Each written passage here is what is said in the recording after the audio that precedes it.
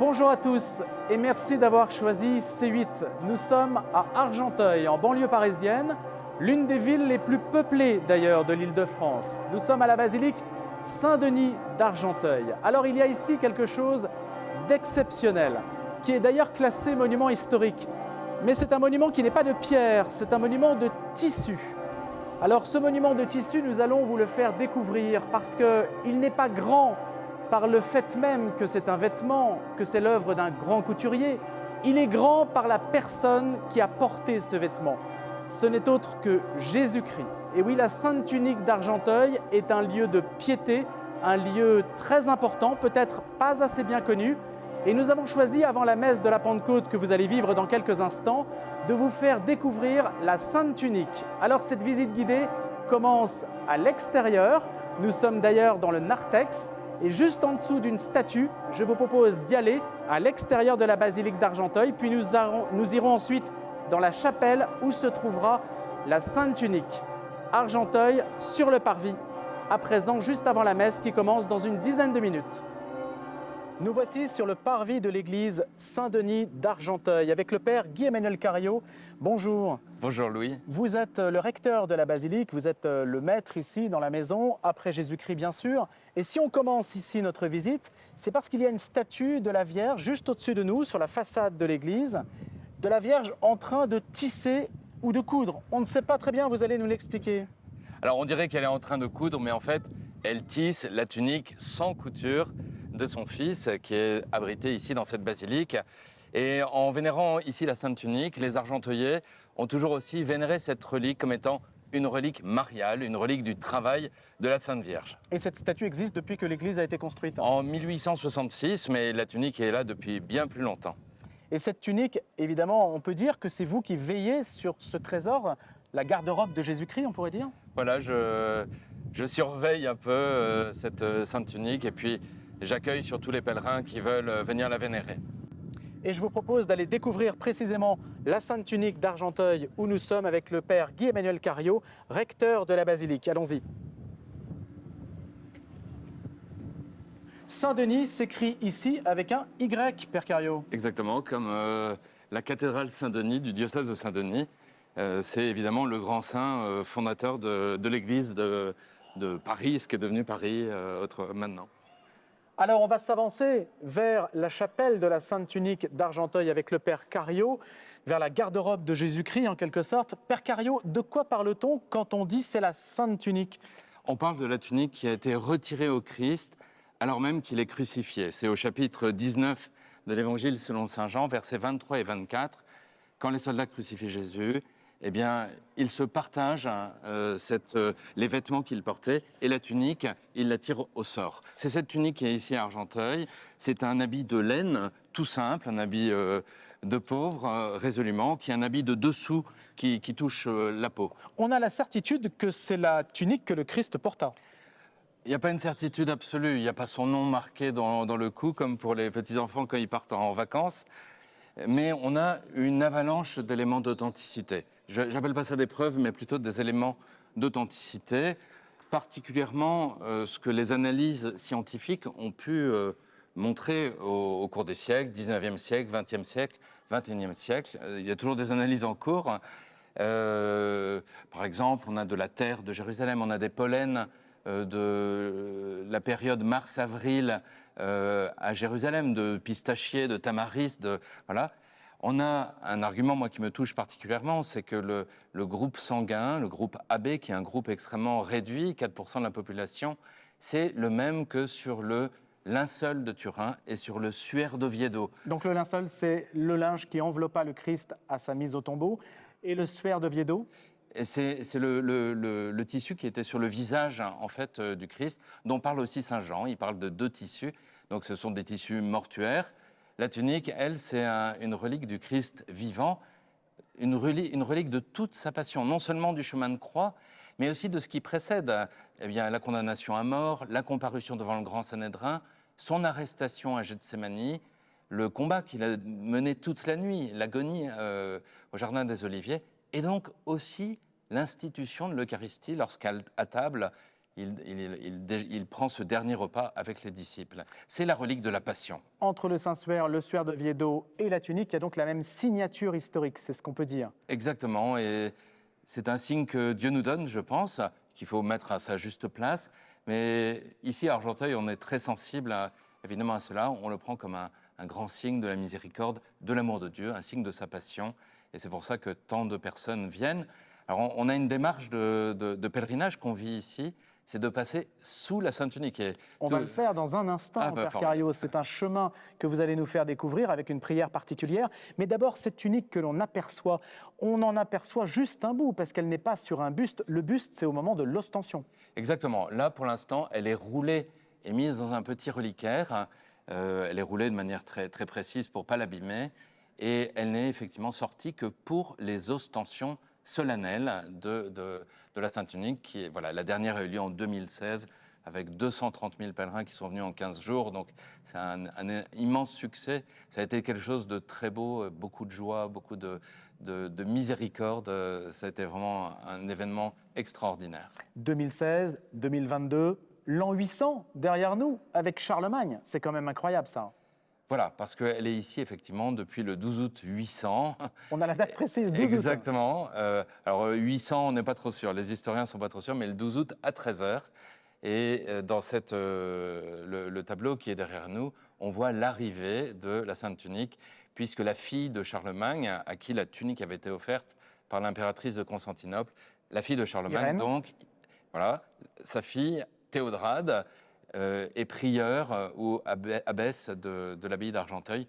Et c'est à partir de ce moment-là que la tunique du Christ devient la tunique d'Argenteuil, la tunique vraiment argenteuillaise. Est-ce qu'elle aura une histoire aussi rocambolesque que le Saint-Suaire, ici, du Proche-Orient, d'où elle vient, à la France, à Argenteuil? Est-ce qu'il y aura une histoire aussi incroyable, là aussi? C'est un vrai roman policier, en fait. Et ce qu'on peut dire, et c'est assez beau, la tunique de la Passion du Christ devient aussi la tunique de la Passion de l'Église. Elle va connaître tous les affres de l'histoire de France, les razzias vikings, la guerre de 100 ans, les guerres de religion. À chaque fois, elle manque de disparaître. À chaque fois, la Révolution française, où elle est découpée en morceaux par le curé qui veut essayer d'en conserver. Le Pérozet. Voilà. Pourquoi la découpe-t-il d'ailleurs? Sans doute pour qu'au moins une partie subsiste. Voilà. Mais elle a été reconstituée. Et elle a été reconstituée à la fin du 19e siècle, sur un tissu de support. Et on a changé ce tissu de support en 2016 parce que la tunique, elle est très bien, mais le tissu de support du 19e siècle était complètement cuit. Donc il a fallu changer, avec l'accord de la Direction régionale des affaires culturelles, ce tissu de support. Juste un point, la tunique est d'un seul tenant, hein. C'est inconsutile, il n'y a pas de couture. Exactement. C'est une sorte d'œuvre d'art quand même qui a sa totalité, qui a sa cohérence complète. Alors, je ne suis pas un expert en couture, mais on m'a dit que c'était possible de faire cela avec un métier à tisser particulier, sans doute plat. Bon. Qui existait au Proche-Orient. Exactement. En tous les cas, c'est ainsi que le présente Saint Jean. Il nous dit que c'était une tunique sans couture tissée du haut vers le bas. Il y a plein de symboles qu'on peut trouver aussi là-dedans. Et on sait que cette tunique sans couture est aussi le symbole de l'unité de l'Église. Voilà, c'est Saint Cyprien de Carthage qui dit ça. Et voilà, gardons l'Église une comme la tunique l'est. Il y a eu une ostension donc en 2016. Dites-nous, Père Cario, le chemin que font les pèlerins quand ils viennent à Saint-Denis d'Argenteuil, la basilique où nous sommes aujourd'hui, dont vous êtes le recteur, je le rappelle. Nous sommes dans la chapelle. Et là, alors il y a un lieu qu'on ne voit pas du tout de l'extérieur, hein, que suivent absolument tous ceux qui viennent ici. Alors je vous invite à me suivre. Alors nous voici dans le petit tunnel situé sous le reliquaire où se trouve la tunique d'Argenteuil. Père Cario, vous allez dans le tunnel et vous allez reproduire les gestes que font les pèlerins quand ils viennent ici à Argenteuil. Voilà, alors on se met ici devant la croix, on est juste sous la Sainte Tunique et on dit cette phrase toute simple qui est antique à Argenteuil: par ta sainte tunique, sauve-moi Jésus. Voilà, et on ressort. Et la tunique se trouve également au plafond de ce petit tunnel. Exactement, les gens la touchent souvent. Un peu comme à Lourdes. Voilà, c'est un peu notre massabielle locale. On touche le rocher, on touche la tunique. On fait le pèlerinage ici. Il y a des prières qu'on invite aussi à dire. Beaucoup de gens mettent des cierges aussi. Il y a beaucoup de piété ici, très simple et très saine. Voilà. Père Cario, on sait qu'Argenteuil est une ville multiculturelle, qu'il y a plusieurs religions représentées, ça on le sait. Que représente la tunique pour les Argenteuillais qui viennent ici et qui auront peut-être, sait-on jamais bientôt, une prochaine ostension? Alors, la tunique, comme je vous le disais, fait partie de l'ADN d'Argenteuil. C'est même sur le blason de la ville, hein, donc encore aujourd'hui. Les Argenteuillais sont très fiers de cette tunique. Voilà. Ici, ils ont pu la montrer à tout le monde pendant l'ostension de 2016. Et beaucoup de gens aspirent à ce qu'il y ait une autre ostension. Et Normalement, c'est tous les 50 ans. voilà, mais je crois que cette règle va changer. Monseigneur Lalanne, l'évêque de Pontoise, lorsqu'il a conclu l'ostension de 2016, a dit qu'il y en aurait une avant 2034, qui devrait être normalement la date officielle. Donc on espère que pour le millénaire, peut-être, du concile de Nicée, qui a eu lieu enfin pas le millénaire, mais l'anniversaire du concile de Nicée en 325, quelque chose puisse arriver bientôt à Argenteuil. C'est ce que je souhaite de tout mon cœur avec les équipes aussi qui animent le sanctuaire. Bientôt, ça veut dire les années qui viennent, ce qui à l'échelle de l'Église est très proche. 325. 325, donc de 325 à 2023 ou 2025, on verra, peut-être que la chose se fera prochainement. Père Cario, sur la question de savoir si elle est un élément d'unité de la ville d'Argenteuil, vous le ressentez parmi les pèlerins qui viennent, parmi le type de public qui fréquente Saint-Denis? Alors, on a vraiment des gens qui viennent du monde entier, des individuels, des groupes paroissiens. Sur Argenteuil, vous avez noté la diversité religieuse bien connue de notre ville. Tout le monde ne vient pas, encore. Quel est le sens d'un vêtement? C'est une relique, statutairement, c'est une relique pour l'Église. Qu'est-ce que ça signifie, en fait, au sens spirituel du terme? Qu'est-ce qu'on peut en obtenir? Moi, je crois que ça nous fait penser à la passion. Et la passion nous fait penser à l'amour de Dieu pour nous. Le sang du Christ répandu pour nous. Il m'a aimé jusqu'au bout. Voilà ce que dit saint Paul dans l'Épître aux Galates. Christ m'a aimé, il s'est livré pour moi. On pourrait dire quel grand égoïste, saint Paul, mais chacun peut se dire ça. Il s'est livré pour moi. Il m'a tout donné. Et c'est ce que nous dit la Sainte Tunique. Il nous dit l'amour de Dieu. Et finalement, je crois que notre monde a besoin de cela. Ce jour de Pentecôte, c'est aussi ce que vont nous dire les textes de la messe aujourd'hui. Merci beaucoup, Père Guy-Emmanuel Cario, recteur de la basilique Saint-Denis d'Argenteuil, de nous avoir fait découvrir la Sainte Tunique.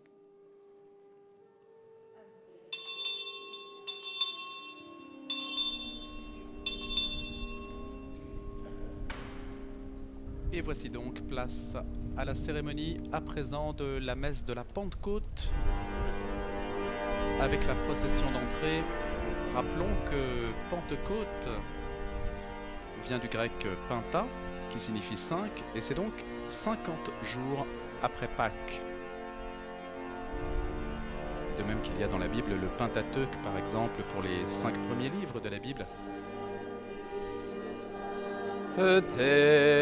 Viens, esprit de lumière, viens, esprit de feu, viens nous embraser,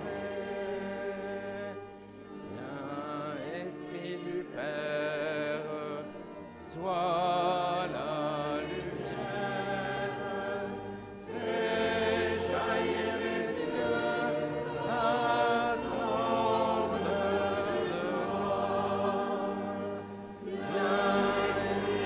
Alors que la procession s'avance dans la nef de Saint-Denis d'Argenteuil. Saint-Denis qui s'écrit donc, comme on le disait tout à l'heure, avec un Y, petite particularité. Et c'est le Père Guy-Emmanuel Cario que nous avions à l'instant qui va célébrer cette messe de la Pentecôte. Qui est recteur depuis 2016, d'ailleurs c'est l'année de l'ostension. C'est-à-dire l'année à laquelle les pèlerins ont pu voir la Sainte Tunique dont nous parlions à l'instant, qui se trouve juste à droite de l'endroit d'ailleurs que vous venez de voir, c'est-à-dire à droite de la procession, quand on est face à l'autel.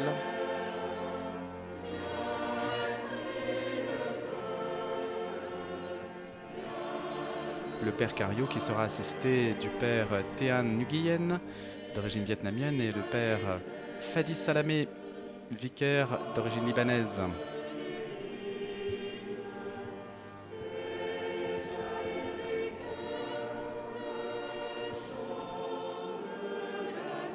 Voici le père Guy Emmanuel Cario.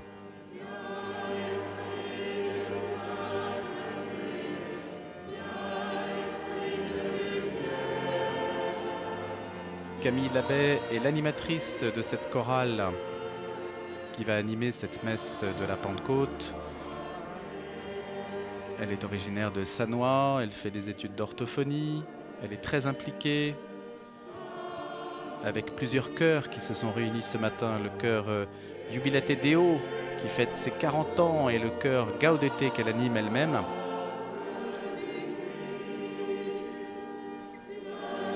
Une quinzaine de personnes donc réunies pour chanter ce matin.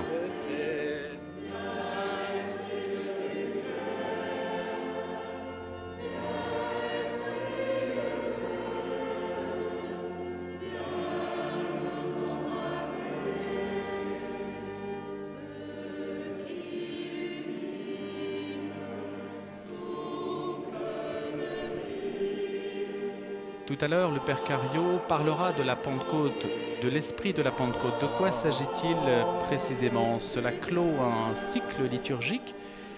Tout à l'heure, il nous parlait de la passion du Christ avec la Sainte Tunique, dont nous reparlerons.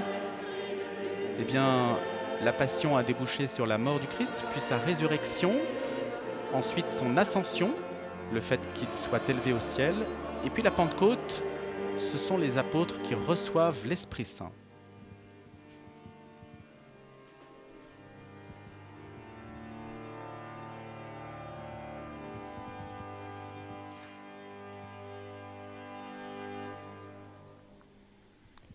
Au nom du Père et du Fils et du Saint-Esprit, le Seigneur soit avec vous.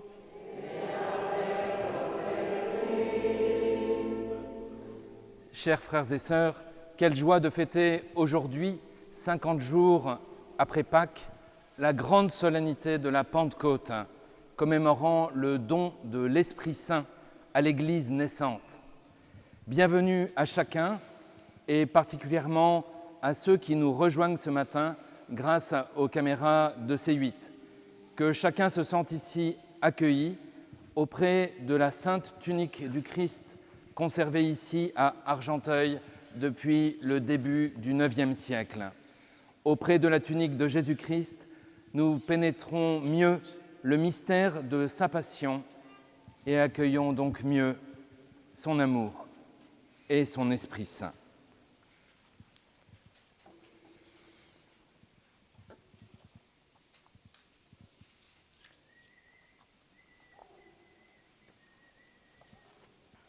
Frères et sœurs bien-aimés, demandons au Seigneur de bénir cette eau qu'il a créée.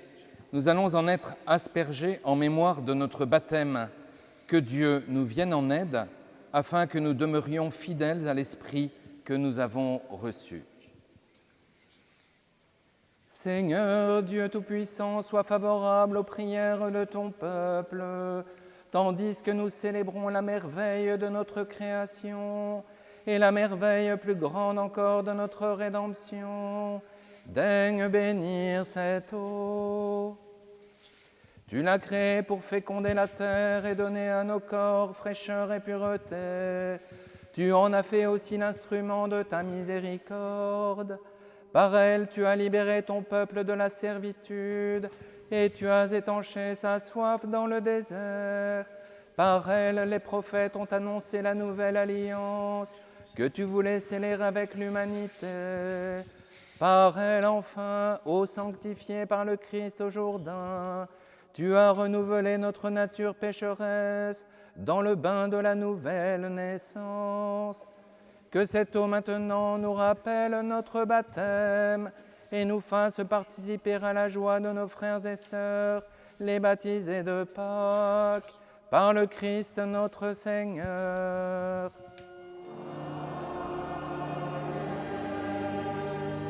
Nous t'en prions, Dieu Tout-Puissant, dans ta bonté, daigne bénir ce sel que tu as toi-même créé Jadis, tu as ordonné au prophète Élisée d'en jeter dans les eaux mauvaises pour les assainir et les rendre fécondes.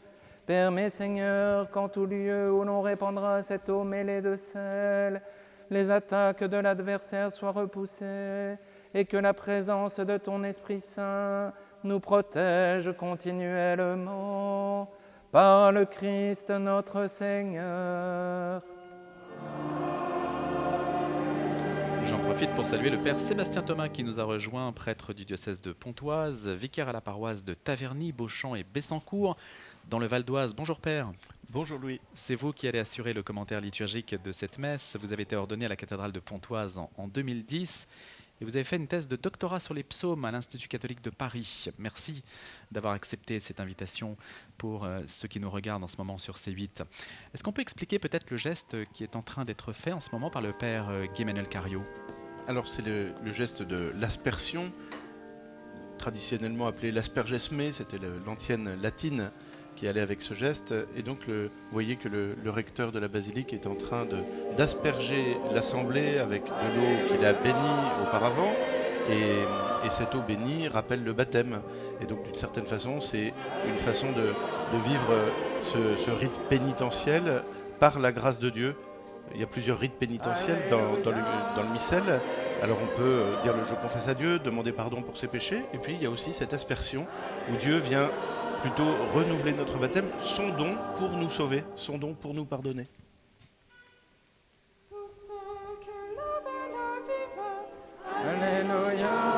On peut apercevoir ici d'ailleurs une mosaïque. Vous aviez sur cette vue aérienne, alors que c'est Camille Dabet qui interprète le chant. On reparlera de cette sainte tunique qui est le principal objet, l'objet de notoriété mondiale de cette basilique Saint-Denis à Argenteuil.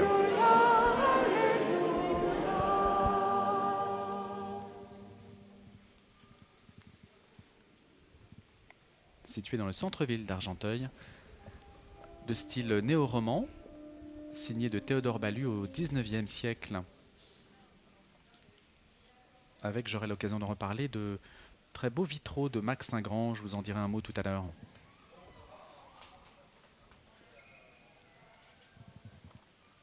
Que Dieu Tout-Puissant nous purifie de nos péchés et par la célébration de cette Eucharistie, nous rende dignes de participer à la table de son royaume par le Christ notre Seigneur.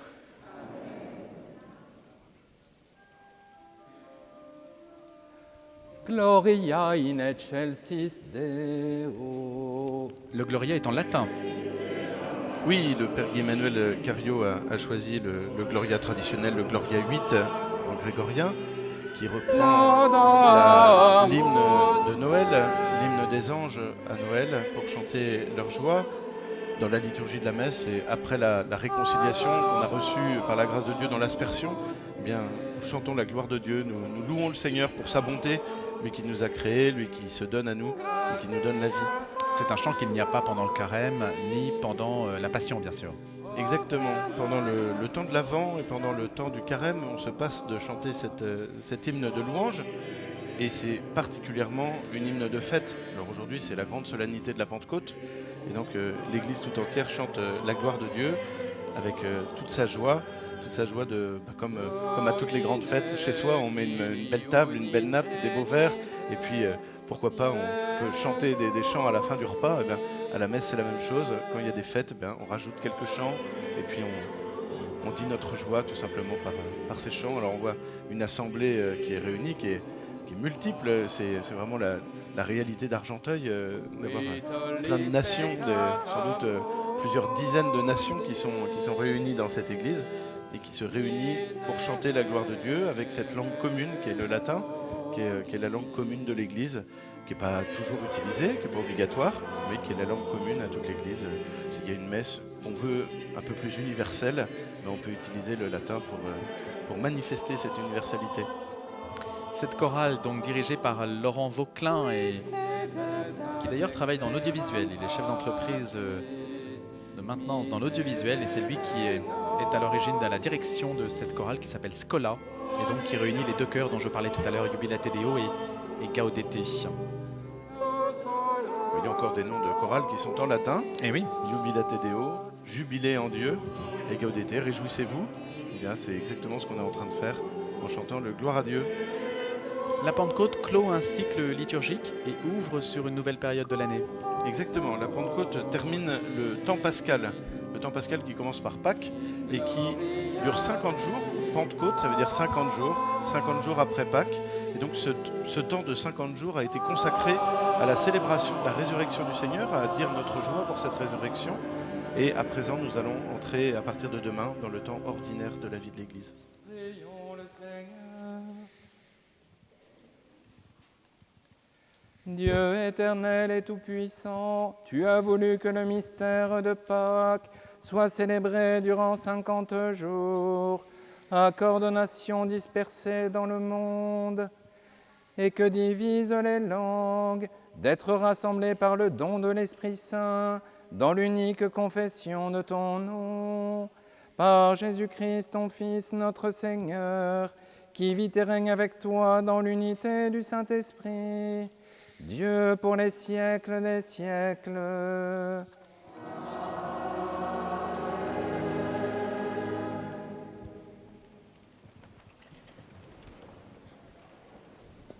Et à présent, c'est la première lecture. Et c'est François qui va la lire, qui travaille dans la banque. Lecture du livre des Actes des Apôtres. Quand arriva le jour de la Pentecôte, au terme des 50 jours après Pâques, ils se trouvaient réunis tous ensemble. Soudain, un bruit survint du ciel comme un violent coup de vent.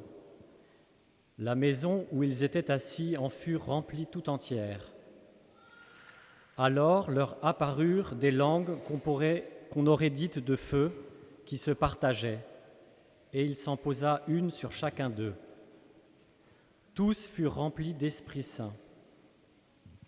Ils se mirent à parler en d'autres langues, et chacun s'exprimait selon le don de Dieu. Or, il y avait résidant à Jérusalem des Juifs religieux, venant de toutes les nations sous le ciel. Lorsque ceux-ci entendirent la voix qui retentissait, ils se rassemblèrent en foule. Ils étaient en pleine confusion parce que chacun d'eux entendait dans son propre dialecte ceux qui parlaient. Dans la stupéfaction et l'émerveillement, ils disaient « Ces gens qui parlent ne sont-ils pas tous des Galiléens ? Comment se fait-il que chacun de nous les entende dans son propre dialecte, sa langue maternelle ? Parthes, Médès et Élamites, habitants de la Mésopotamie, de la Judée et de la Cappadoce, de la province du Pont et de celle d'Asie, de la Phrygie et de la Pamphylie, de l'Égypte et des contrées de Libye, proches de Cyrène, Romains de passage, Juifs de naissance et convertis, Crétois et Arabes, tous, nous les entendons parler dans nos langues des merveilles de Dieu. Parole du Seigneur.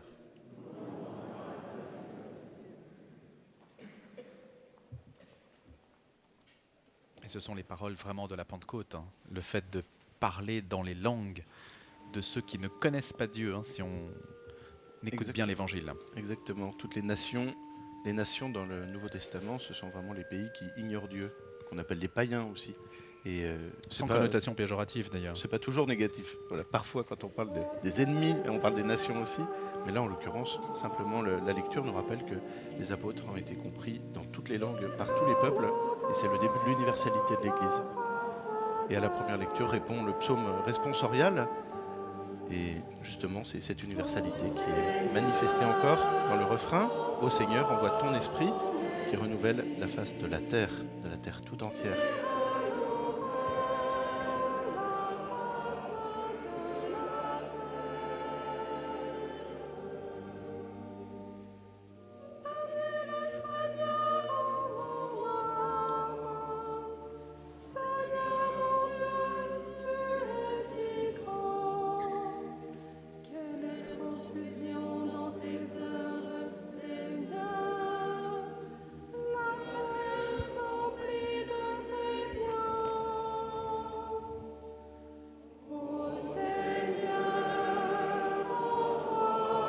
Voilà une vue aérienne donc d'Argenteuil avec au fond la Défense et puis à gauche la Tour Eiffel.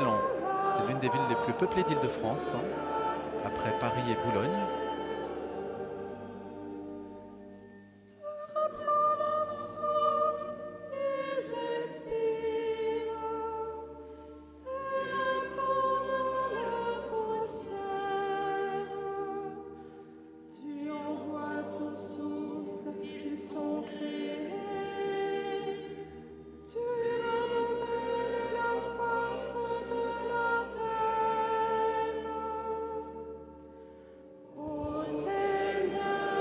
Frappé par l'actualité de ce psaume quand on pense à la fête de la Pentecôte qui a eu lieu en gros dans les années 30 après Jésus-Christ.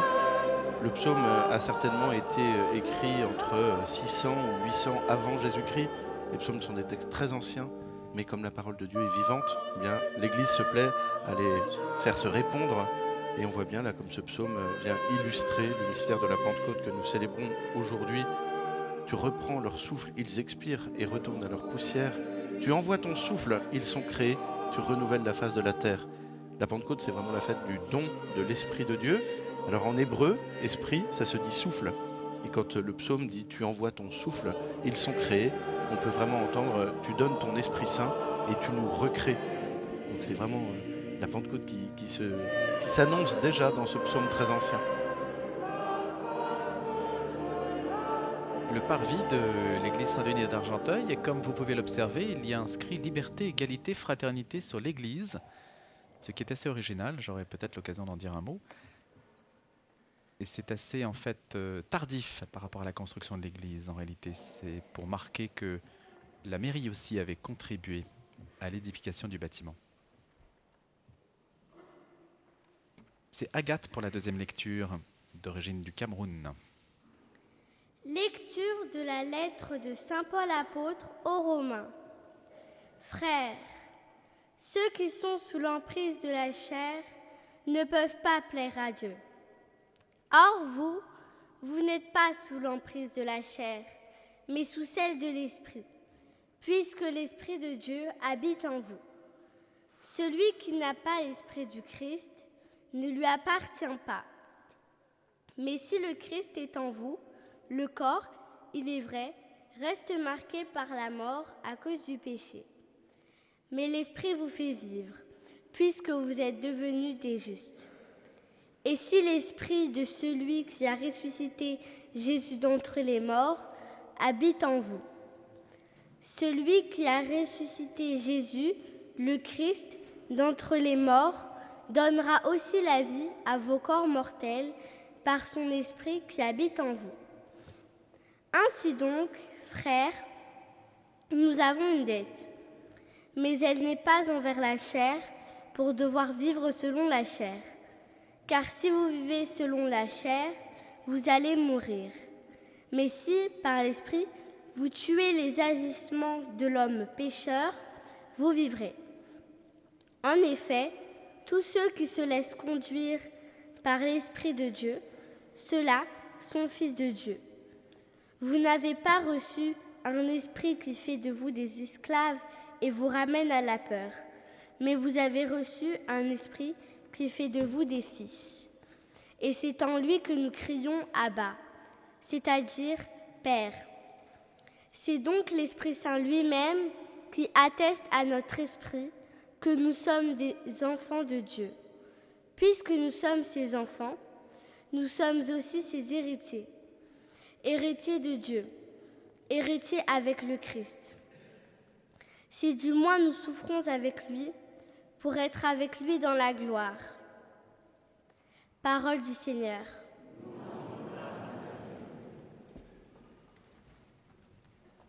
Avec cet échange permanent entre deux notions assez compliquées, la chair et l'esprit, il ne faudrait pas réduire la chair, bien sûr, on va le voir, à des turpitudes d'ordre sexuel exclusivement, hein, Père Thomas. Hein. Il peut y avoir de la chair dans l'esprit et de l'esprit dans la chair aussi. Hein. C'est vraiment une conception assez délicate, peut-être à cerner, dont parlera le Père Cario tout à l'heure dans son homélie.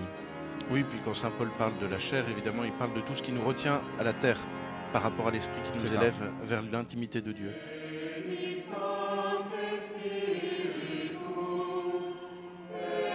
Alors c'est la séquence.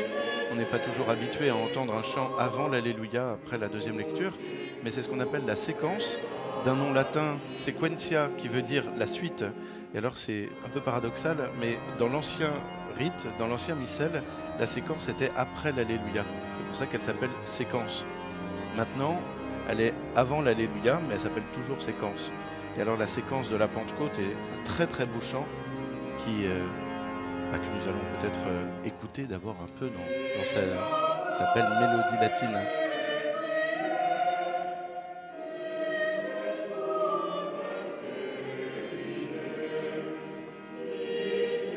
Évidemment, donc c'est du latin, donc peut-être quelques éléments, Père Thomas. Bien, ce chant est assez connu des catholiques pratiquants. C'est un chant qu'on reprend souvent. Viens, Esprit Saint, et envoie du haut du ciel un rayon de ta lumière. Viens en nous, Père des pauvres. Viens, dispensateur des dons. Viens, lumière de nos cœurs. Consolateur souverain, hôte très doux de nos âmes. Adoucissante fraîcheur. Dans le labeur, le repos. Dans la fièvre, la fraîcheur. Dans les pleurs, le réconfort. Ô lumière bienheureuse, viens remplir jusqu'à l'intime le cœur de tous tes fidèles. Sans ta puissance divine, il n'est rien en aucun homme, rien qui ne soit perverti. Lave ce qui est souillé, baigne ce qui est aride, guéris ce qui est blessé, assouplis ce qui est raide, réchauffe ce qui est froid, rend droit ce qui est faussé. À tous ceux qui ont la foi et qui en toi se confient, donne tes 7 dons sacrés. Donne mérite et vertu, donne le salut final, donne la joie éternelle. Amen. Alléluia. Aux grandes orgues, Thierry Guffroy, titulaire des grandes orgues de la basilique d'Argenteuil, et Laurent Vauclin qui dirige le chœur, sachant que cette séquence était harmonisée par le chanoine Jean Revers, sulpicien et maître de chapelle à Notre-Dame de Paris pendant très longtemps, de 1959 à 1991.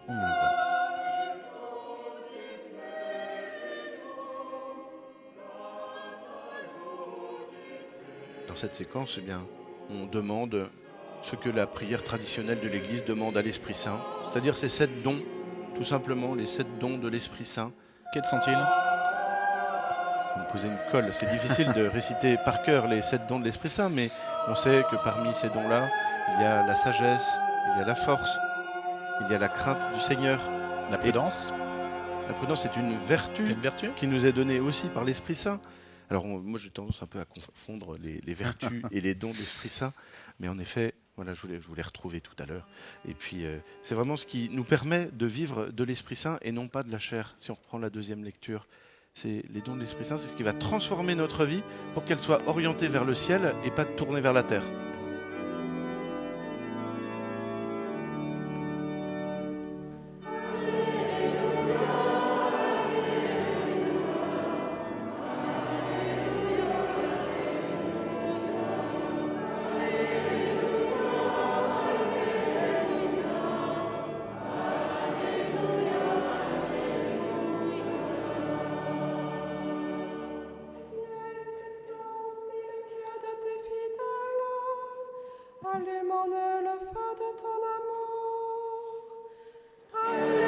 Le chant de l'Alléluia qui est également un grand chant de louange. En hébreu, Alléluia, Alléluia, c'est louer Dieu. Allélu, louer, Ya, Dieu. Voilà, louer Dieu, tout simplement. C'est un peu le même chant que le gloire à Dieu, au fond, résumé en un seul mot, et que nous chantons au moment d'accueillir l'Évangile, qui est Jésus-Christ présent dans sa parole. Un chant heureux pour ce jour de la Pentecôte et à présent, l'Évangile.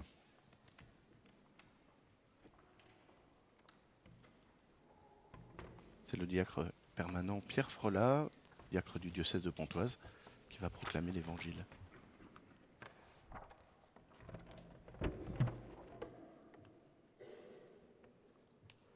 Le Seigneur soit avec vous. Évangile de Jésus-Christ selon saint Jean.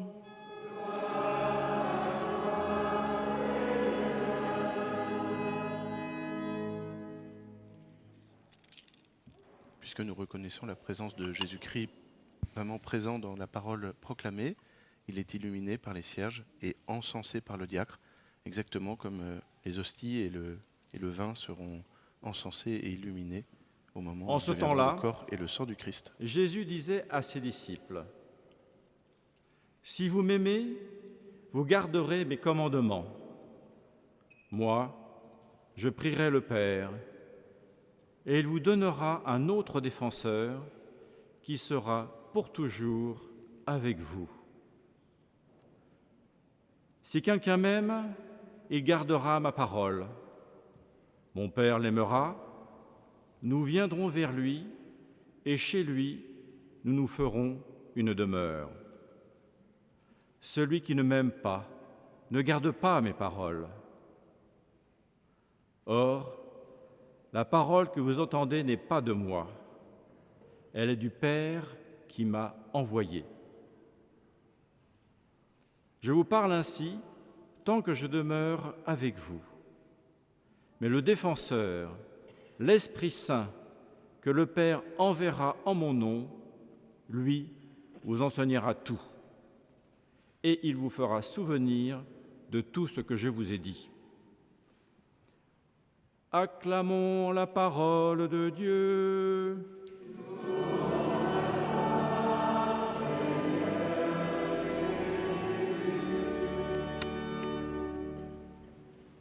Et l'homélie va être prononcée par le père Guy Menel-Cario, recteur de la basilique d'Argenteuil.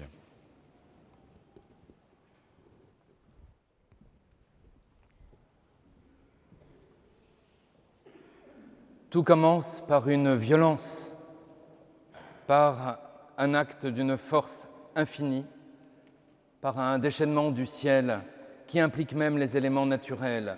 Soudain, un bruit survint du ciel comme un violent coup de vent. La maison où ils étaient assis en fut remplie tout entière. C'est à une création que l'on assiste ici, à une genèse nouvelle, à une naissance, celle de l'Église. Et nous entrons en ce jour de Pentecôte dans le temps de l'Église.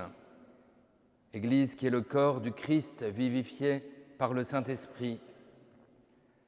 Temps de l'Église qui durera jusqu'à la consommation des siècles. Et aucun persécuteur, qu'il se nomme Néron, Dioclétien, Staline ou Daesh, ne parviendront à éteindre ce feu qui brûle au cœur de ceux qui ont reçu l'Esprit. Sur la toute petite communauté des apôtres qui avaient vu Jésus s'élever au ciel à l'Ascension, sur ce petit cénacle réuni en prière avec la Vierge Marie, la force infinie de Dieu, qui est son Esprit, est répandue sur les apôtres qui en sont tous remplis. Ces pauvres hommes sans éducation, sans diplôme, vont devenir d'infatigables témoins et d'intrépides aventuriers de l'Évangile, annonçant la bonne nouvelle de la mort et de la résurrection de Jésus jusqu'aux confins du monde. Mais quel est donc ce Saint-Esprit? Qui est-il? Quel est son rôle et sa mission? Dans la séquence qui a été chantée avant l'Évangile, nous l'avons appelé de différents noms: Père des pauvres, dispensateur des dons, lumière de nos cœurs, consolateur souverain, hôte très doux de nos âmes, adoucissante fraîcheur. Tout cela est vrai et beau. Chers frères et sœurs, j'aimerais avec vous tenter de pénétrer humblement le mystère de la troisième personne de la Sainte Trinité. Quel est son rôle? Que produit-il dans l'Église? Pourquoi avons-nous tant besoin d'un défenseur?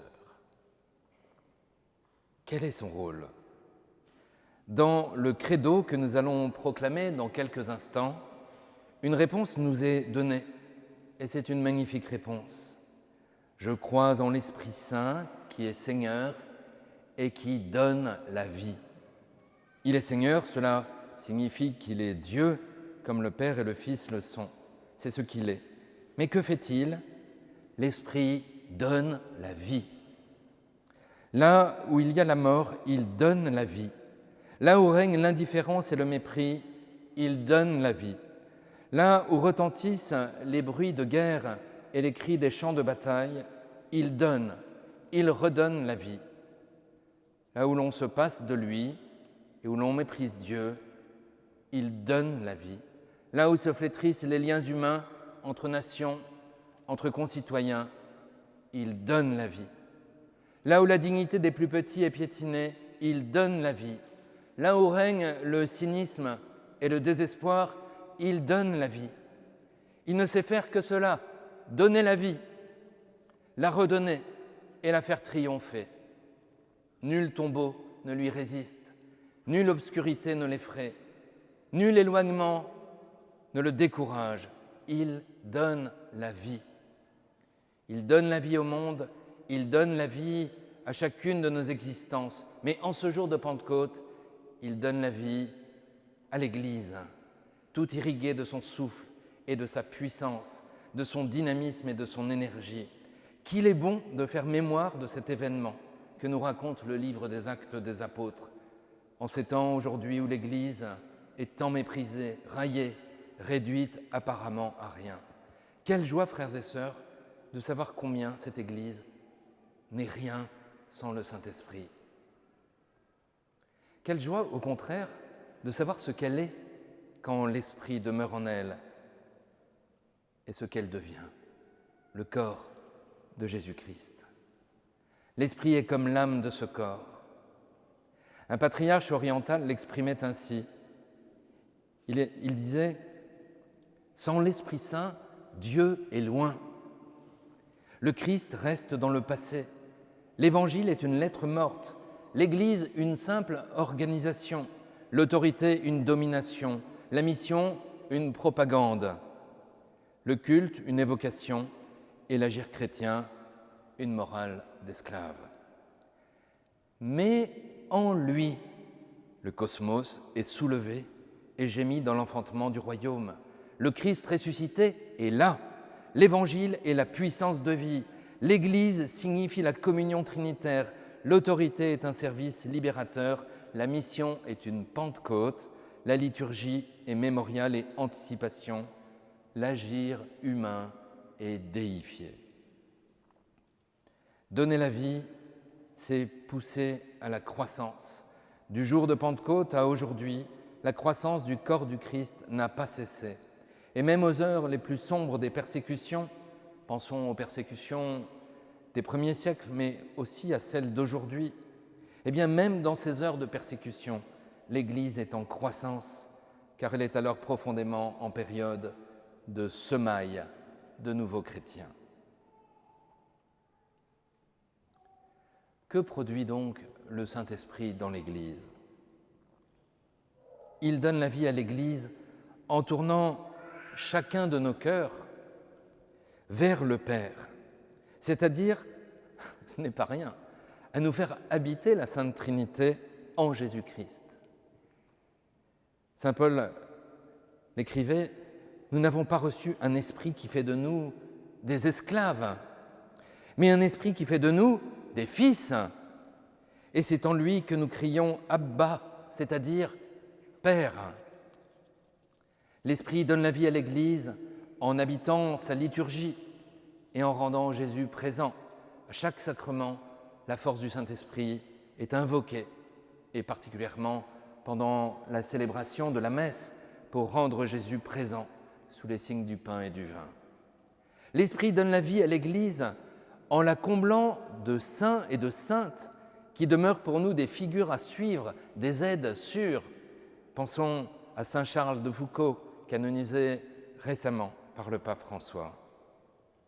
L'Esprit donne la vie à l'Église en rendant vivante et tranchante la parole de Dieu.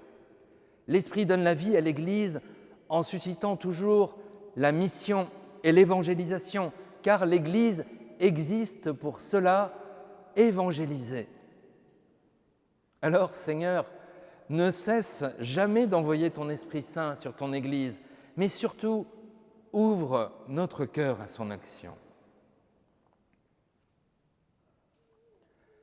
Pourquoi avons-nous besoin d'un défenseur. Jésus nous le dit, « Je prierai le Père et il vous donnera un autre défenseur qui sera pour toujours avec vous. » Alors cette phrase laisse entendre qu'il y avait déjà un défenseur, Jésus, le Christ. Mais voici qu'est annoncé encore un autre défenseur. Il s'agit de celui qu'on appelle le Paraclet, le Saint-Esprit. Le Paraclet, c'est un avocat, un défenseur, celui qui s'avance devant le juge pour défendre l'accusé, pour faire appel.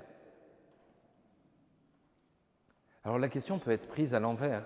Si nous avons besoin d'un défenseur, c'est qu'il y a un accusateur. Et le livre de l'Apocalypse le nomme, c'est le diable. Maintenant est venu le salut et la puissance et le règne de notre Dieu et l'autorité de son Christ. Car il a été précipité, l'accusateur de nos frères, celui qui les accusait jour et nuit devant notre Dieu. Eh bien oui, celui qui s'oppose à Dieu ne cesse d'accuser les hommes devant Dieu, qui est à la fois notre juge, mais aussi notre avocat. Quel drôle de tribunal. Eh bien, c'est cette force mauvaise qui, dans ce monde, porte tant de désespérance et de tristesse. Je pense à tant d'hommes et de femmes, et d'enfants et de jeunes, qui vivent sans espérance et sans joie, accusés en permanence en eux-mêmes. Chers frères et sœurs, en l'Esprit Saint, nous avons le défenseur souverain qui nous sauve. Il nous sauvera au jour du jugement, mais il nous sauve aujourd'hui en libérant les ambitions les plus folles et les plus audacieuses au cœur de l'Église. Tant de lieux de grâce, tant d'actions de salut, tant de résurrection, tant d'amour donné, livré dans le secret des chambres des malades, dans les grands pèlerinages ou les rassemblements des jeunes, comme au Frat ou au JMJ, tant de résurrection au confessionnal, tant d'âmes nourries, pensées, relevées. Alors que souvent nous nous croyons dos au mur, l'Esprit nous montre que nous sommes face au large. Le mal ne vaincra pas. L'Esprit Saint est le garant de cette promesse. Il saura précipiter l'accusateur et il l'est déjà partout où l'Esprit vient demeurer.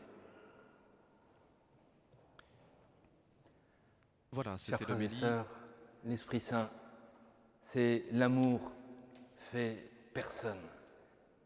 Au jour de notre baptême et de notre confirmation, nous avons reçu en nous le Saint-Esprit.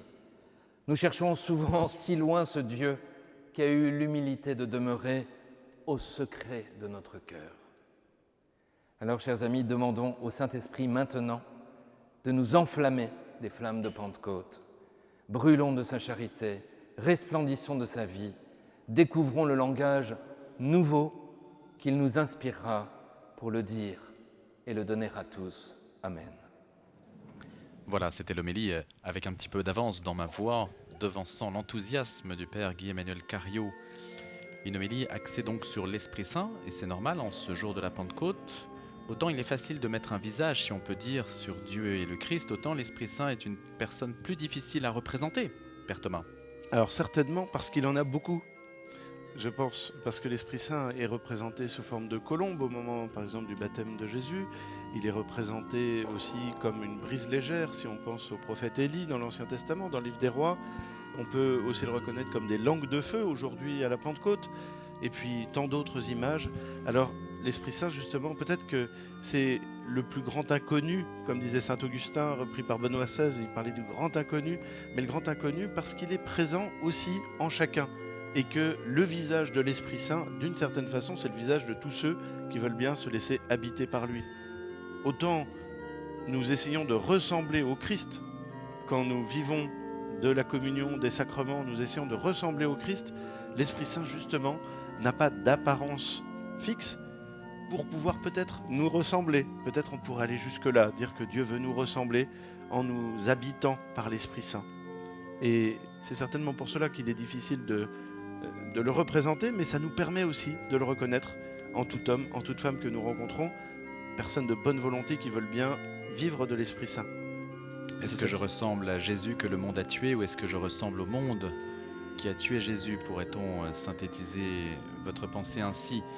En tout cas, Père Thomas, le Père Guy-Emmanuel Cario, que l'on voit ici à l'image, les grandes orgues, avec Thierry Guffroy.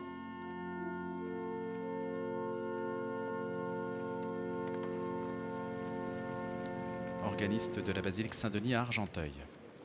Je crois en Dieu, le Père Tout-Puissant, Créateur du ciel et de la terre, et en Jésus-Christ, son Fils unique, notre Seigneur, qui a été conçu du Saint-Esprit, est né de la Vierge Marie, a souffert sous Ponce Pilate, a été crucifié, est mort et a été enseveli, est descendu aux enfers.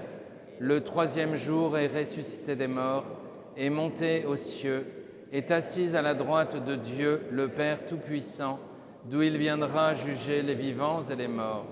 Je crois en l'Esprit Saint, à la Sainte Église catholique, à la communion des saints, à la rémission des péchés, à la résurrection de la chair, à la vie éternelle.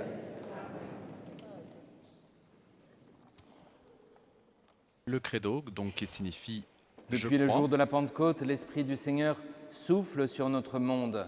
Poussé par son inspiration, présentons au Seigneur nos désirs et nos espoirs pour les hommes et les femmes de ce temps. Oui, le credo, ce qu'on appelle le symbole des apôtres ou le symbole de Nicée-Constantinople. Là, nous avons récité le symbole des apôtres, le symbole qui rassemble toute l'Église autour de la même formulation de foi, pour bien dire qu'elle a la même foi. Et c'était en 325, ce concile de Nicée, et le Père Cario a laissé entendre tout à l'heure dans notre reportage qu'il pourrait y avoir une prochaine ostension de la Sainte Tunique d'Argenteuil. Pourquoi pas à cette date? Sait-on jamais?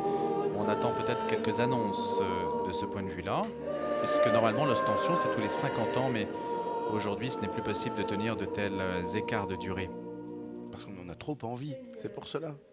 Envoie ton Esprit Saint sur ton Église, afin que, du cénacle, elle soit toujours poussée vers ceux qui ignorent l'Évangile. Fais de chaque baptisé un disciple missionnaire.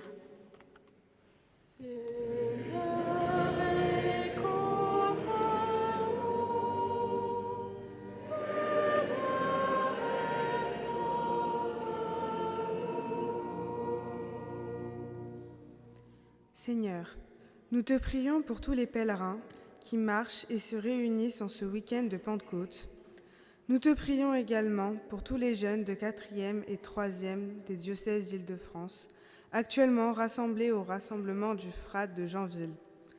Envoie ton esprit de conseil et de sagesse pour qu'ils puissent se mettre à l'écoute de Dieu et se laissent guider par lui. Nous te prions aussi tout particulièrement pour tous les pèlerins qui viennent confier leurs intentions à la basilique d'Argenteuil auprès de la Sainte Tunique. Carla, à l'instant même, confirmé il y a 3 semaines.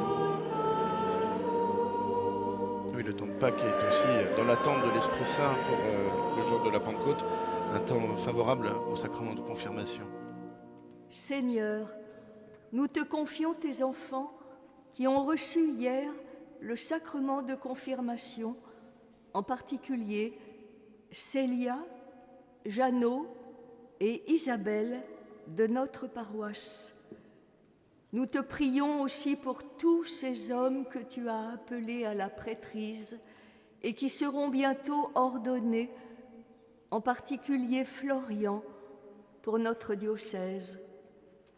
Envoie ton Esprit Saint pour qu'ils demeurent fidèles à l'Évangile et qu'ils trouvent leur joie à témoigner du Christ ressuscité. Corinne s'exprimait donc à l'instant même en alternance avec Carla pour ses prières universelles. Corinne qui, je crois, est d'origine italienne. Il y avait beaucoup d'Italiens qui se sont installés à Argenteuil. Seigneur, nous te prions pour notre paroisse, pour les membres de notre assemblée et pour tous ceux qui nous rejoignent ce dimanche par le moyen de la télévision. Envoie sur chacun ton Esprit Saint et embrase-les de foi, d'espérance et de charité. Donne à notre monde la paix.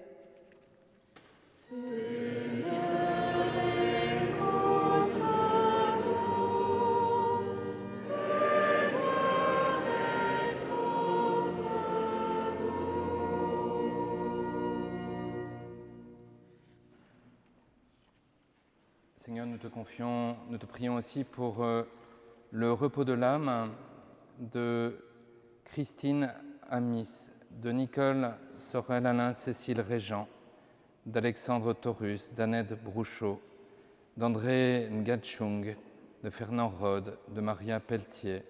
Nous te prions pour toutes les âmes du purgatoire et pour la guérison de Gisèle. Seigneur, écoute-nous. Seigneur, exauce-nous. Dieu de la vie, toi qui révèles au monde la loi nouvelle de l'amour, donne-nous ton esprit afin que nous puissions vivre selon ta volonté. Nous te le demandons par Jésus-Christ, ton Fils, notre Seigneur. Ainsi s'achève la première partie de la messe, de cette messe de la Pentecôte, dont je rappelle qu'elle se déroule à la basilique Saint-Denis d'Argenteuil. À présent s'ouvre la seconde partie, qui est dédiée au sacrifice en tant que tel, si je comprends bien, Père Sébastien Thomas.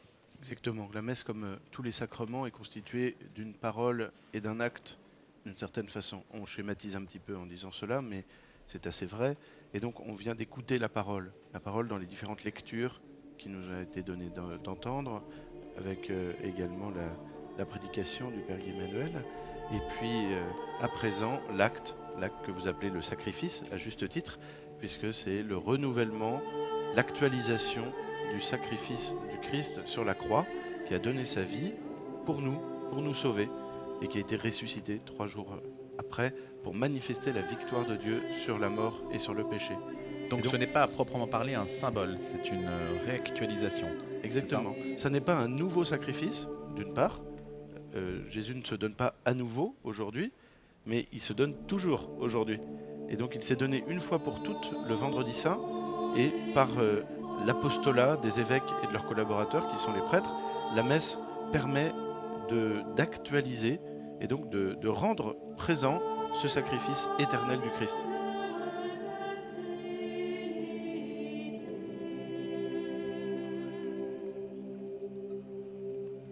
Nous entendons le chant de l'hymne des chérubins pendant cette liturgie de l'offertoire, où sont préparés le pain et le vin qui seront consacrés par les prêtres et qui deviendront le corps et le sang du Christ offert sur l'autel.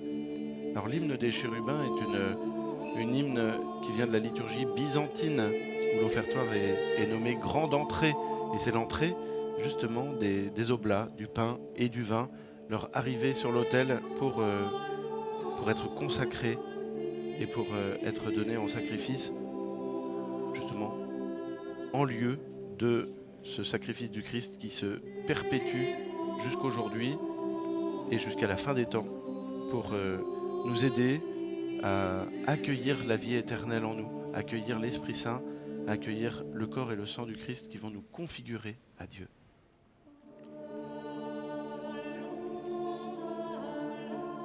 Et vous parliez à l'instant, Père, ainsi que le Père Cario de l'Esprit Saint, donc la distinction entre ce qui retient à la terre et ce qui élève vers le ciel.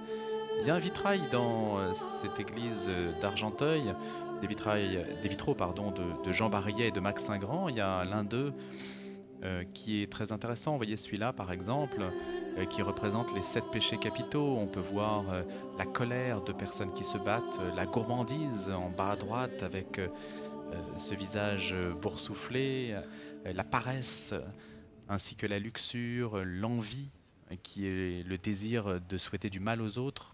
Et tout cela est symbolisé à travers le style de Jean Barillet et puis de Max Saint-Grand aussi dans les vitraux de cette paroisse, et renvoie donc à cette matérialité, ce péché qu'il convient, si je suis la rhétorique chrétienne, de combattre à travers l'Esprit Saint qui donne les armes en fait pour lutter contre ces mauvaises tendances, ces vices.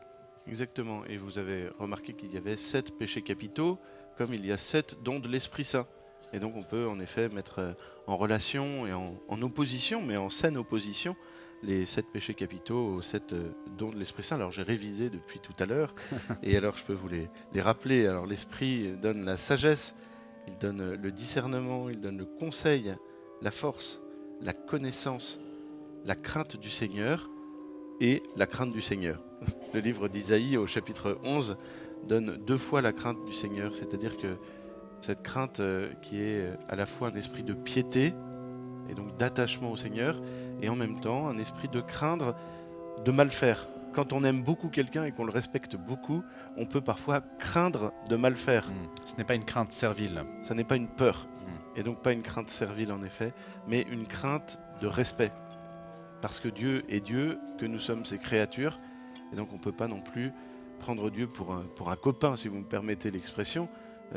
C'est bien d'avoir une vie proche de Dieu, dans l'intimité de Dieu, mais accueillir aussi ce don de crainte qui sera juste, justement, et qui ne nous écrasera pas, qui ne sera pas là pour faire de nous des moins que rien, mais parce que nous sommes dignes de Dieu, parce que Dieu nous aime, se donne à nous, mais pour nous permettre aussi de continuer de chanter sa louange dans le respect et dans l'affection. Donc la Pentecôte, c'est ça, c'est en fait, ce sont les apôtres réunis au Cénacle qui reçoivent ces dons dont vous avez parlé et qui va permettre à ces apôtres, qui vont permettre ces dons d'évangéliser la terre, parce que sinon ils auraient disparu très rapidement dans l'oubli de l'histoire. Oui, d'évangéliser la terre comme ils le font le jour même de la Pentecôte dans le récit que nous avons entendu dans la première lecture, en parlant toutes les langues et en étant entendus de toutes les nations, mais également de fonder l'Église. Il y a des grands débats pour savoir quand l'Église du Christ a été fondée. Est-ce que c'est le jeudi saint avec l'institution de l'Eucharistie? Est-ce que c'est le jour de la Pentecôte avec le don de l'Esprit Saint et le début de l'évangélisation? En tout cas, ce qui est sûr, c'est que le jour de la Pentecôte est un des jours de fondation de l'Église. Pour cette raison-là, justement, c'est que c'est le don de l'Esprit Saint aux apôtres, la fondation de la tradition apostolique et de la transmission jusqu'aujourd'hui des grâces de l'Esprit Saint dans l'Église pour évangéliser le monde entier. C'est la prière eucharistique qui va commencer là à présent avec la prière sur les offrandes, puis la préface et la prière eucharistique. Priez, frères et sœurs, que mon sacrifice, qui est aussi le vôtre, soit agréable à Dieu le Père Tout-Puissant. Que le Seigneur reçoive de vos mains ce sacrifice, à la louange et à la gloire de son nom, pour notre bien et celui de toute l'Église. Nous t'en prions, Seigneur, selon la promesse de ton Fils, que l'Esprit Saint nous fasse entrer plus avant dans l'intelligence du sacrifice que nous célébrons et nous ouvre à la vérité tout entière par le Christ notre Seigneur.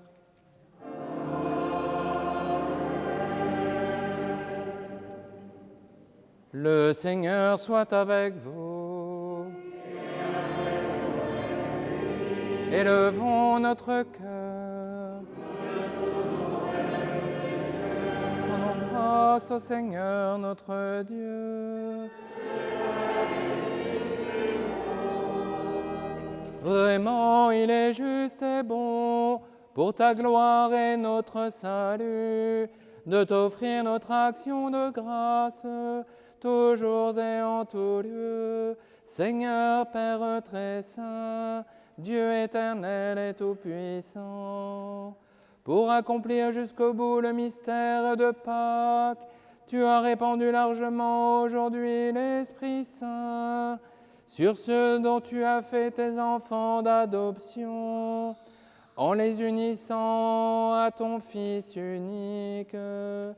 C'est ton Esprit qui, au commencement de l'Église, a donné à tous les peuples la connaissance du vrai Dieu et a rassemblé les diverses langues dans la confession d'une seule foi. C'est pourquoi la joie pascale rayonne par tout l'univers, la terre entière exulte, les puissances d'en haut et les anges dans le ciel chantent sans fin l'hymne de ta gloire.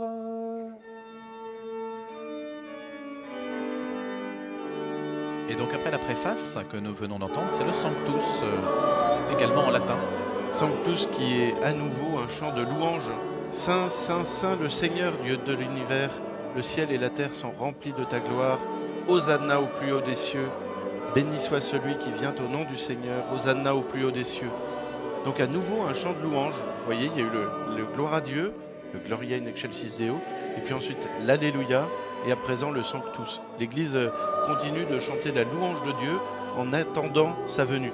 Et sa venue qui va se faire dans un instant par la consécration du pain et du vin, et que le peuple de Dieu pourra recevoir dans la communion.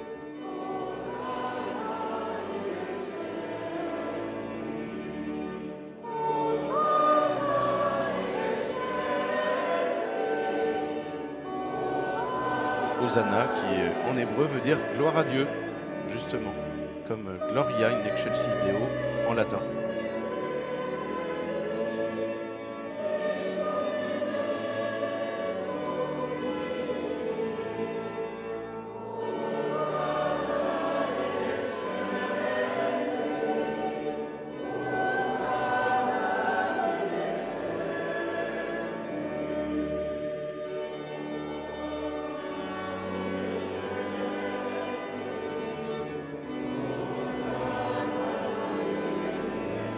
On va entrer dans une partie plus solennelle, celle de la grande prière consécratoire. Toi, Père très aimant, nous te prions et te supplions, par Jésus-Christ, ton Fils, notre Seigneur, d'accepter et de bénir ces dons, ces offrandes, sacrifices purs et saints que nous te présentons avant tout pour ta Sainte Église catholique. Accorde-lui la paix et protège-la, daigne la rassembler dans l'unité et la gouverner par toute la terre. Nous les présentons en union avec ton serviteur, notre pape François, notre évêque Stanislas et tous ceux qui gardent fidèlement la foi catholique reçue des apôtres. Souviens-toi, Seigneur, de tes serviteurs et de tes servants, et de tous ceux qui sont ici réunis, dont tu connais la foi et l'attachement. Nous t'offrons pour eux, ou ils t'offrent pour eux-mêmes et tous les leurs ce sacrifice de louange pour leur propre rédemption, pour la paix et le salut qu'ils espèrent. Ils te rendent cet hommage à toi, Dieu éternel, vivant et vrai. Le Père Théane Guyane, Unis dans concélébrant. une même communion, vénérant d'abord la mémoire de la bienheureuse Marie, toujours vierge, Mère de notre Dieu et Seigneur Jésus-Christ, et celle de Saint Joseph, son époux, des bienheureux apôtres et martyrs, Pierre et Paul, André, Jacques et Jean, Thomas, Jacques et Philippe, Barthélemy et Matthieu, Simon et Jude, Lin, Clé, Clément, Sixte, Corneille et Cyprien, Laurent, Chrysogone, Jean et Paul, Com et Damien, et de tous les saints. Nous t'en supplions, accorde-nous par leurs prières et leurs mérites d'être toujours et partout forts de ton secours et de ta protection par le Christ notre Seigneur. Amen. Voici donc l'offrande que nous présentons devant toi, nous tes serviteurs et ta famille entière. Seigneur, dans ta bienveillance, accepte-la. Assure toi-même la paix de notre vie, arrache-nous à la damnation éternelle et veuille nous admettre au nombre de tes élus. Seigneur Dieu, nous t'en prions, daigne bénir et accueillir cette offrande, accepte-la pleinement, rends-la parfaite et digne de toi, qu'elle devienne pour nous le corps et le sang de ton Fils bien-aimé, Jésus-Christ, notre Seigneur. Après l'invocation de l'Esprit Saint sur le pain et le vin, c'est le moment la veille des paroles de sa l'institution passion, de l'Eucharistie, il les prit paroles le les pain plus dans ses importantes mains de la très messe. saintes et les yeux levés au ciel, vers toi, Dieu son Père Tout-Puissant. En te rendant grâce, il dit la bénédiction, il rompit le pain et le donna à ses disciples en disant « Prenez et mangez-en tous, ceci est mon corps livré pour vous. »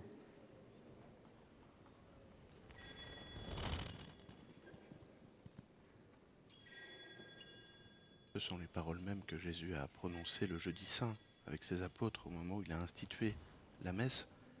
Et le Père Guy-Emmanuel vient d'élever l'hostie dans laquelle nous reconnaissons à présent le corps de Jésus donné pour nous. De même, après le repas, il prit cette coupe incomparable dans ses mains très saintes et te rendant grâce à nouveau, il dit la bénédiction et donna la coupe à ses disciples en disant « Prenez et buvez-en tous, car ceci est la coupe de mon sang, le sang de l'alliance nouvelle et éternelle, qui sera versé pour vous et pour la multitude en rémission des péchés. Vous ferez cela en mémoire de moi. »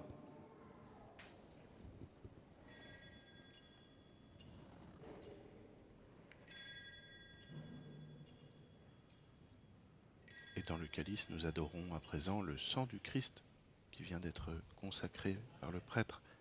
Et vous aurez remarqué que Jésus avait dit « Vous ferez cela en mémoire de moi ». Et pas « Vous ferez ça après moi », mais en mémoire de moi. C'est bien la même chose, c'est le même sacrifice qui est répété, Il est grand, qui le est mystère actualisé de la foi. depuis 2000 ans.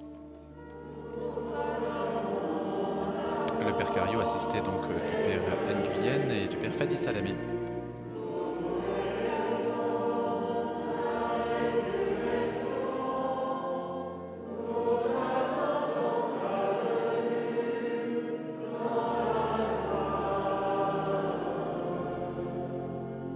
Voilà pourquoi nous, tes serviteurs et ton peuple saint avec nous, faisant mémoire de la passion bienheureuse de ton Fils, Jésus le Christ, notre Seigneur, de sa résurrection du séjour des morts et de sa glorieuse ascension dans le ciel, nous te présentons, Dieu de gloire et de majesté, cette offrande prélevée sur les biens que tu nous donnes, le sacrifice pur et saint, le sacrifice parfait, pain de la vie éternelle et coupe du salut. Et comme il t'a plu d'accueillir les présents de ton serviteur Abel le juste, le sacrifice d'Abraham, notre Père dans la foi, et celui qui t'offrit Melchisédek, ton grand prêtre, oblation sainte et immaculée, regarde ces offrandes avec amour et dans ta bienveillance, accepte-la. Nous t'en supplions, Dieu Tout-Puissant, qu'elle soit portée par les mains de ton Saint-Ange en présence de ta gloire sur ton autel céleste, afin qu'en recevant ici par notre communion à l'autel, le corps et le sang très saint de ton Fils, nous soyons comblés de la grâce et de toute bénédiction du ciel. Souviens-toi aussi, Seigneur, de tes serviteurs et de tes servantes, qui nous ont précédés, marqués du signe de la foi et qui dorment dans la paix.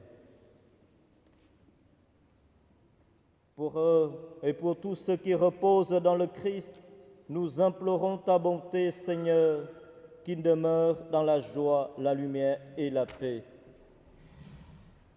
Et nous, pécheurs, tes serviteurs, qui mettons notre espérance en ta miséricorde inépuisable, admets-nous dans la communauté des saints apôtres et martyrs, avec Jean-Baptiste, Étienne, Matthias et Barnabé, Ignace, Alexandre, Marcelin et Pierre, Félicité et Perpétue, Agathe, Lucie, Agnès, Cécile, Anastasie et tous les saints.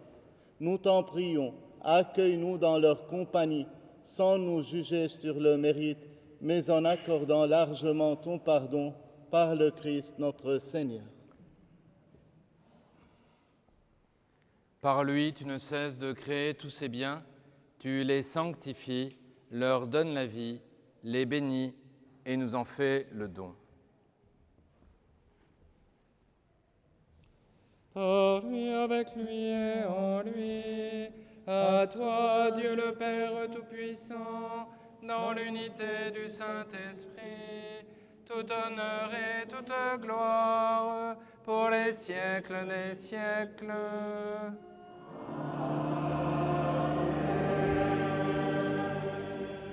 Encore un chant de louange. À toi, Dieu le Père Tout-Puissant, tout honneur et toute gloire Unis pour les dans le siècles même des esprit, siècles. nous pouvons En dire terminant avec la prière confiance eucharistique et en la prière que préparant à nous dire le avons Notre reçue Père, du Seigneur. l'Église chante encore la louange de Notre Dieu. Père, qui es aux Et voici cieux, donc le Notre Père. que ton nom soit sanctifié, que ton règne vienne, que ta volonté soit faite sur la terre comme au ciel. Donne-nous aujourd'hui notre pain de ce jour. Pardonne-nous nos offenses, comme nous pardonnons aussi à ceux qui nous ont offensés, et ne nous laisse pas entrer en tentation. Délivre-nous du mal. Délivre-nous de tout mal, Seigneur, et donne la paix à notre temps. Soutenus par ta miséricorde, nous serons libérés de tout péché, à l'abri de toute épreuve, nous qui attendons que se réalise cette bienheureuse espérance, l'avènement de Jésus-Christ, notre Sauveur. Car c'est à toi qu'appartiennent le règne, la puissance et la gloire des siècles. Seigneur Jésus-Christ, tu as dit à tes apôtres, je vous laisse la paix, je vous donne ma paix. Ne regarde pas nos péchés, mais la foi de ton Église. Pour que ta volonté s'accomplisse, donne-lui toujours cette paix et conduis-la vers l'unité parfaite. Toi qui vis et règnes pour les siècles des siècles. Amen. Que la paix du Seigneur soit toujours avec vous.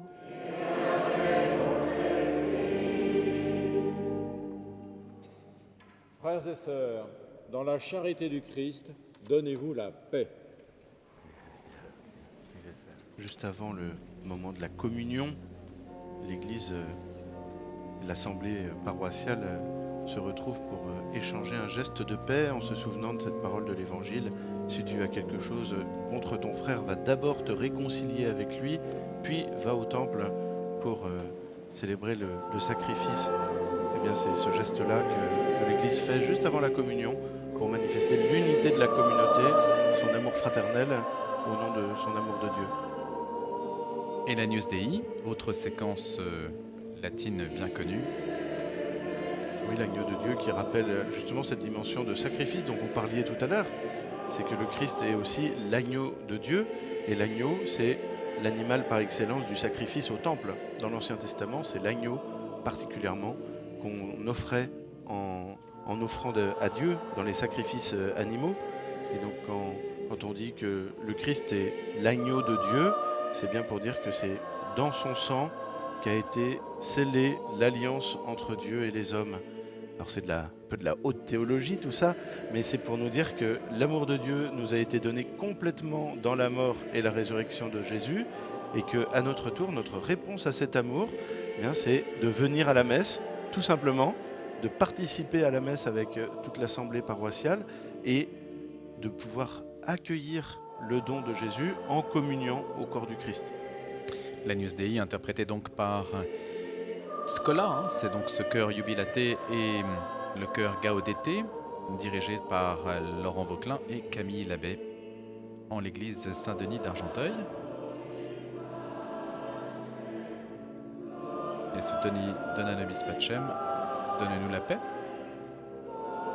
Une prière qui a tout son sens, sans doute dans tous les temps, mais aujourd'hui en particulier, où nous savons combien il y a de conflits dans le monde, et nous pouvons, avec le pape François, prier pour la paix dans le Voici monde. l'agneau de Dieu, voici celui qui enlève les péchés du monde. Heureux les invités au repas des noces de l'agneau.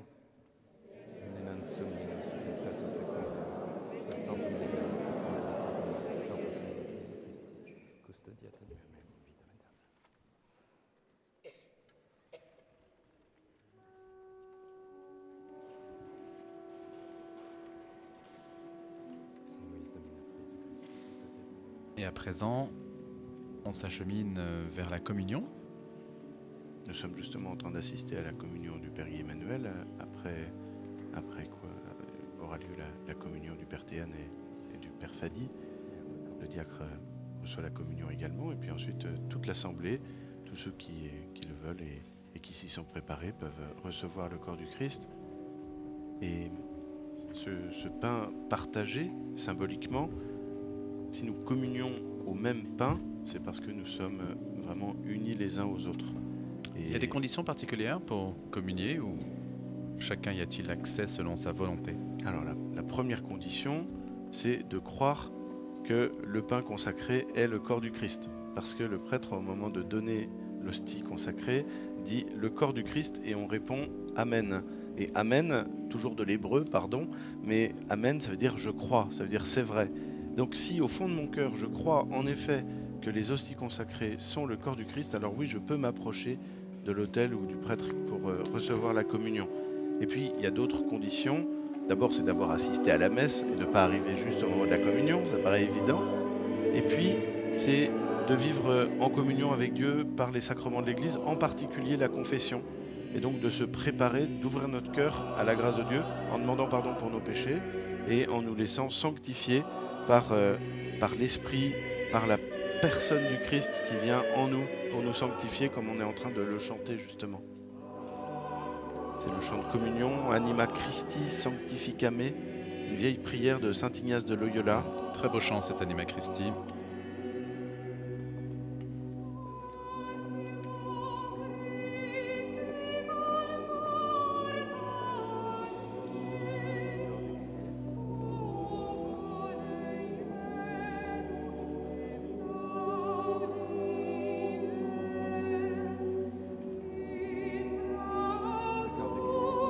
Passion du Christ, fortifie-moi, ô bon Jésus, exauce-moi, entends-moi, dans tes blessures, cache-moi. Et le refrain, âme du Christ, sanctifie-moi, corps du Christ, sauve-moi, sang du Christ, enivre-moi, eau du côté du Christ, lave-moi. C'est vraiment un chant d'union intime avec le Christ. Et qu'est-ce qu'il y a de plus intime finalement que de manger un morceau de pain qui va ensuite être digéré, passer dans tous les membres de notre corps par le sang. Et c'est le moyen que le Seigneur Jésus a choisi pour être présent dans notre vie. Se laisser manger par nous, se laisser digérer pour être profondément présent dans le corps de chacun d'entre nous.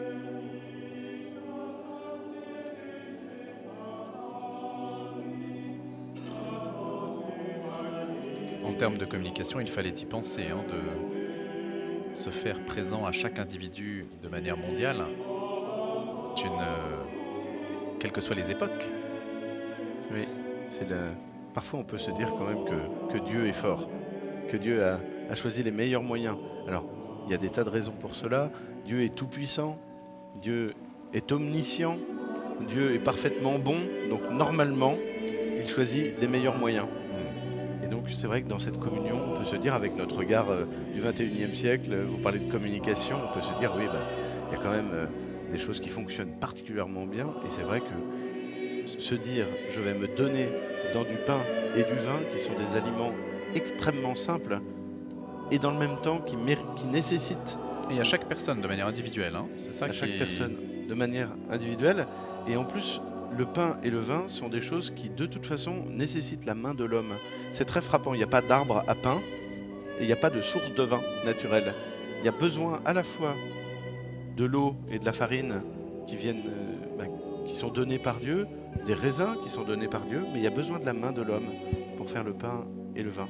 Cela a d'autant plus de sens, dirions-nous, dans cette ville d'Argenteuil qui a été marquée par une industrialisation forte et aussi par une présence migratoire très importante liée précisément au bouleversement économique. C'était une ville agricole qui vivait en particulier du vin, et puis il y a eu aussi l'asperge. Il y a eu beaucoup de choses dans l'histoire qui ont fait la renommée de cette ville, pas seulement les peintres impressionnistes. Rappelons aussi que c'est une ville qui a connu une forte implantation ouvrière, y compris à travers la culture des partis communistes, et qui a dominé la ville d'Argenteuil de 1945, je crois, jusqu'en 1995, me semble-t-il, ce qui en fait l'une des villes où le Parti communiste a eu une longévité municipale très importante, ce qui est assez amusant, avec la figure de Victor Dupuy. Oui, et ce qui est assez amusant aussi, c'est de se dire que Karl Marx a vécu un peu à Argenteuil. Oui. Mais si nous revenons à la Sainte Tunique, il est intéressant aussi de se souvenir de cette vieille abbaye d'Argenteuil, dont l'abbesse était la fille de Charlemagne. Et c'est pour cela que la Sainte Tunique est conservée à Argenteuil, puisque Charlemagne avait fait revenir cette précieuse relique à la basilique d'Argenteuil. Non pas à la basilique d'Argenteuil, mais à l'abbaye d'Argenteuil. C'est ça. Et puis alors justement, puisque vous abordez cette distinction, ce point entre basilique et cathédrale, là on voit précisément la fresque qui rappelle que Charlemagne a bien offert cette tunique, sainte tunique, la sainte tunique, à la basilique, à ce qui allait devenir la basilique. On est en l'an 800 et on est le 12 août, c'est ainsi que l'histoire a retenu cet épisode. Et puis, il y a deux signes qui montrent que nous sommes dans une basilique. Et il y a deux signes que vous avez peut-être observés qui se trouvent et que l'on voit à l'image précisément à gauche et à droite du cœur. Là, c'est ce qui s'appelle le tintinnabule. Et puis là, l'ombrellino, deux aux couleurs vaticanes, Ce sont les anciennes couleurs d'ailleurs du Vatican qui sont un petit peu plus mordorées qu'elles ne le sont aujourd'hui, semble-t-il. Il faudrait vérifier la chose d'un peu plus près, mais ce sont deux signes, le tintinabule et l'ombrellino, qui montrent que nous sommes dans une basilique. Une basilique, qu'est-ce que c'est? C'est un lieu de piété qui n'est pas forcément dépositaire d'une relique, hein, puisqu'il n'y en a pas par exemple à la basilique du Sacré-Cœur de Montmartre, mais c'est un lieu de piété qui se manifeste par une présence forte de pèlerins, une présence populaire importante, et qui est soulignée en tant que telle par l'Église. Et donc, la dernière ostension de 2016, par exemple, il y avait 230 000 pèlerins qui sont venus pour cette ostension de 2016 pour la Sainte Tunique. C'est évidemment la Sainte Tunique qui fait la notoriété de ce lieu de la basilique donc d'Argenteuil, qui n'est pas une cathédrale. La cathédrale, c'est le lieu où réside l'évêque, la cathèdre. À Pontoise, pour le Val d'Oise. Avec Monseigneur Stanislas Lalanne. C'est pour cela que vous avez entendu tout à l'heure le prénom de Stanislas. Alors la tunique, en effet, a été donc accueillie au monastère à l'abbaye d'Argenteuil en 800 par la fille de Charlemagne, qui était l'abbesse. Et ensuite, elle est restée là pendant des années, des siècles. Et puis est arrivée la Révolution française. Alors, comme d'habitude, il y a une rupture au moment de la Révolution française. Et la Sainte Tunique a été protégée, elle a été cachée à ce moment-là par des argenteuillais pieux qui ont voulu la protéger. Et qui ensuite l'ont redonnée à la paroisse. Et la basilique a été construite en 1866 pour accueillir cette tunique, justement. Eh bien, merci beaucoup, Père Sébastien Thomas, d'avoir été des nôtres ce matin pour commenter la messe de la Pentecôte à la basilique Saint-Denis d'Argenteuil. Merci beaucoup également au Père Guy-Emmanuel Cario, donc, qui célébrait la messe et qui nous a accueillis en ce lieu. Grâce aux équipes de Canal, vous avez pu vivre cette messe, en particulier la réalisation de Laurent Capra, puis les équipes de production dirigées par Julien Boulet et Cécile Bouquet. Merci beaucoup à tous d'avoir été sur C8 ce matin et je vous souhaite une excellente fête de la Pentecôte.